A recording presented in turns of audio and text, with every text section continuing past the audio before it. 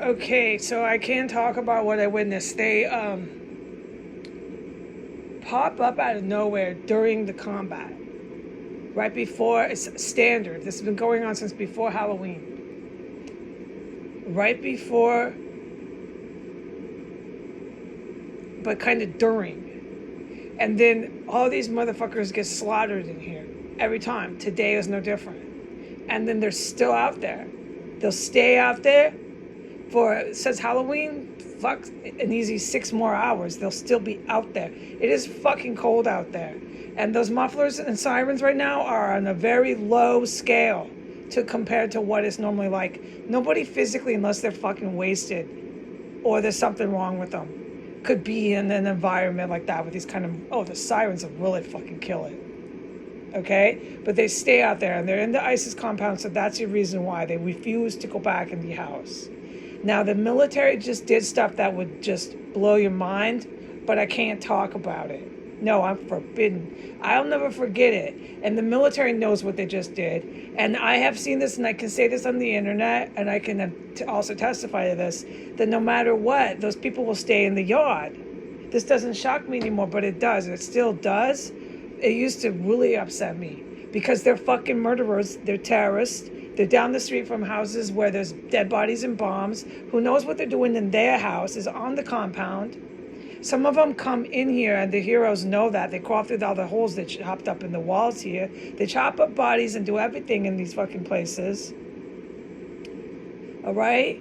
All right. I need to calm down. And to hear them partying and getting wasted and laughing, you can hear them laughing how arrogant they are. And when they're really fucked up and really feeling jazzed up, and the military hadn't just done, has not, okay, just done stuff that I can't talk about, when they're really feeling good and high and mighty, that laughing and screaming and shouting and yelling and you name it, they're doing it hours and hours long. Last night it went till about midnight. Back at it fucking about 15 hours later, right back in the backyard, doing it again. And they've been doing this since Halloween. And then the good guys do stuff and things I can't talk about. And they just go into a little bit more of a quiet mode. And then they're right back at it. They get so wasted. And these guys and these chicks that are with them, come over to the party with them, are so fucking evil. And all I'm listening to, if I don't blast my sound machine, because of the mufflers, because of the sirens, because of the white nationalist terrorist, white terrorist, Timothy McVeigh, white terrorist, partying for hours, is so fucking sickening to hear people who are chopping up bodies, organ harvesting, making bombs, and trying to kill people at the Virginia airport, trying to kill 31,000 people with chemical bombs that they've warehoused on S Street, with the law enforcement in town, this police and fire, DCPD and DCFD, and a Mexican drug cartel. I'm not allowed to say what one, I don't have to. That's the people you hear partying. These are murderers out there having a good time. Do you know how fucking sick I am of hearing it? How sick it makes me fucking feel? Okay? And this house is engulfed in dead bodies. This house is engulfed with another hot fucking bomb. Stench level just out of this world. And the murderers are back in the backyard laughing. Ha, ha, ha. Yeah, it makes me furious, okay? But I'm allowed to talk about this, how they don't leave that backyard. No, and the good guys, the military, these are card-carrying military. They know they don't leave the backyard.